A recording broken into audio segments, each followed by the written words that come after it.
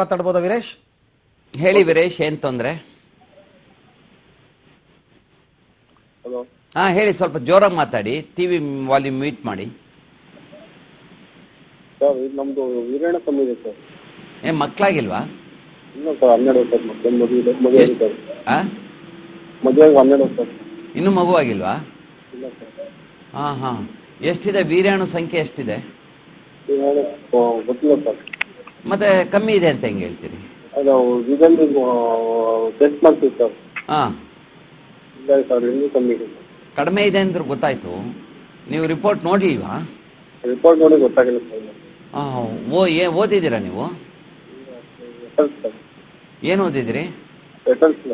ಮತ್ತೆ SLC ಓದಿದ್ರಿ, ಅಲ್ಲಿ marks card ತರ ಅಂಕಿಗಳು ನೋಡ್ಬೋದಾಯ್ತಲ್ಲ. ನಿಮ್ಮ ಅಕೌಂಟ್ ಎಷ್ಟಿದೆ? 10 ಇದೆಯಾ, 20 ಇದೆಯಾ, 15 ಇದೆಯಾ, 0 ಇದೆಯಾ? 0. ಅದು ಹೇಳಿ ಮತ್ತೆ. ನಿರ್ವೀರ್ಯತೆ. ಈಗ ಎಷ್ಟು ಸಾರಿ ವೀರ್ಯ ಪರೀಕ್ಷೆ ಮಾಡಿಸಿದ್ರಿ? ವೀರ್ಯ ಪರೀಕ್ಷೆ ಎಷ್ಟು ಸಾರಿ ಮಾಡಿಸಿದ್ರಿ? 3 ಸಾರಿನೂ 0 ಅಂತಾನೆ ಬಂತಾ? ಹೌದಾ? ಬೀಜಗಳು ಡೆವಲಪ್ ಆಗಿದೆಯಾ ನಿಮಗೆ? ಬೀಜಗಳಿದೆಯಾ? 2 ಬೀಜಗಳು ಡೆವಲಪ್ ಆಗಿದೆಯಾ? ಇಲ್ಲ ಸರ್. ವೃಷಣಗಳು ಇಲ್ಲ ಸರ್. ನೋಡ್ಕೊಂಡಿದ್ದೀರಾ? ದಪ್ಪ ಇಲ್ವಾ? ದಪ್ಪ ಇಲ್ಲ. ಹಾ ಹಾ ಹಾ. ನಿಮಿರಿಕೆ ಆಗುತ್ತಾ ನಿಮ್ಗೆ? ನಿಮಿರಿಕೆ ಆಗುತ್ತಾ? ಸಂಭೋಗ ಮಾಡ್ತಿದ್ದೀರಾ? ಸಂಭೋಗ ಮಾಡ್ಲಿಕ್ಕೆ ಏನ್ ತೊಂದರೆ ಇಲ್ವಾ? ತೊಂದರೆ ಇಲ್ಲ ಸರ್. ಹಾ ಹಾ. ಈಗ ವೀರ್ಯ ಪರೀಕ್ಷೆ ಬಿಟ್ಟು ಬೇರೆ ಏನ್ ಪರೀಕ್ಷೆ ಮಾಡಿಸ್ಕೊಂಡಿದ್ದೀರಿ ನೀವು? ಅದೊಂದೇ ಸರ್, ಮತ್ತೆ ಈಗ ನಿಮ್ಗೆ ವೈದ್ಯರು ಇನ್ನೇನು ಪರೀಕ್ಷೆಗಳು ಹೇಳಿಲ್ವಾ ನಿಮ್ಗೆ? ಈ ಸ್ತನ, ಈ ವೃಷಣಗಳ ಸ್ಕ್ಯಾನಿಂಗ್ ಮಾಡಿಸ್ಕೊಳ್ಳಿ, ಹಾರ್ಮೋನ್ ಪರೀಕ್ಷೆ ಮಾಡಿಸಿ ಅಂತ ಏನು ಹೇಳಿಲ್ವಾ ನಿಮ್ಗೆ? ಇಲ್ಲ ಸರ್, ಅದೇ ನಮ್ಮ ಯಾವ ಊರು ನಿಮ್ದು? ಸರ್. ಅಂದ್ರೆ ದಾವಣಗೆರೆ ಜಿಲ್ಲೆ ಅನ್ಸತ್ತಲ್ಲ? ದಾವಣಗೆರೆ ಜಿಲ್ಲೆ. ನಿಮ್ ದಾವಣಗೆರೆ ಹತ್ರನಾ? ಇಲ್ಲ, ಶಿವಮೊಗ್ಗ ಹತ್ರ ಸರ್. ಎಷ್ಟು ದೂರ ಆಗ್ತದೆ? ಶಿವಮೊಗ್ಗದಿಂದ 20 ಕಿಲೋಮೀಟರ್. ಯಾವ ಲೆಕ್ಕ ಬಿಡಿ. ಈಗ ನೀವು ಹೆಚ್ಚಿನ ಪರೀಕ್ಷೆಗಳು ಮಾಡಿಸ್ಕೊಳ್ಳಿ. ನೀವು ಈಗ 3 ಪರೀಕ್ಷೆಗಳು ಮಾಡಿಸ್ಕೊಳ್ಳಿ. ಒಂದು ವೃಷಣಗಳ ಸ್ಕ್ಯಾನಿಂಗು, ಅಂದರೆ ನಿಮ್ಮ ಬೀಜಗಳಿದೆಯಲ್ಲ, ಬೀಜಗಳ ಸ್ಕ್ಯಾನಿಂಗು. 2ನೇದು ಗುದದ್ವಾರದ ಮುಖಾಂತರ ಮಾಡೋ ಸ್ಕ್ಯಾನಿಂಗು, ಟ್ರಸ್ ಅಂತ, ಟ್ರಾನ್ಸ್ರೆಕ್ಟಲ್ ಅಲ್ಟ್ರಾಸೌಂಡ್ ಸ್ಕ್ಯಾನಿಂಗ್ ಅಂತ. 3ನೇದು ಹಾರ್ಮೋನ್ ಪರೀಕ್ಷೆ.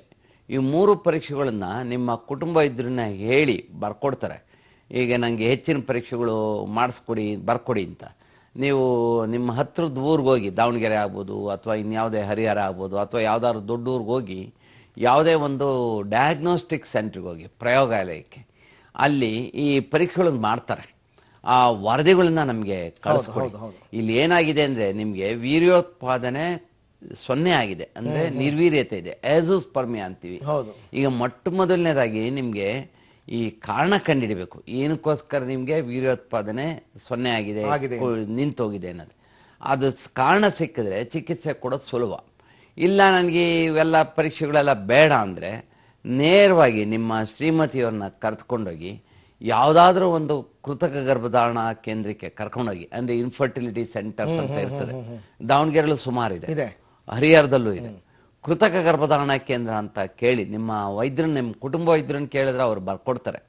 ಅಲ್ಲಿಗೆ ಹೋದರೆ ಅವರು ಗರ್ಭಧಾರಣೆ ಮಾಡಿಕೊಡ್ತಾರೆ. ಅಂದರೆ ದಾನಿಗಳ ವೀರ್ಯನ ನಿಮ್ಮ ಶ್ರೀಮತಿಗೆ ಹಾಕಿ ಗರ್ಭ ಧರಿಸೋ ರೀತಿ ಮಾಡಿಕೊಡ್ತಾರೆ.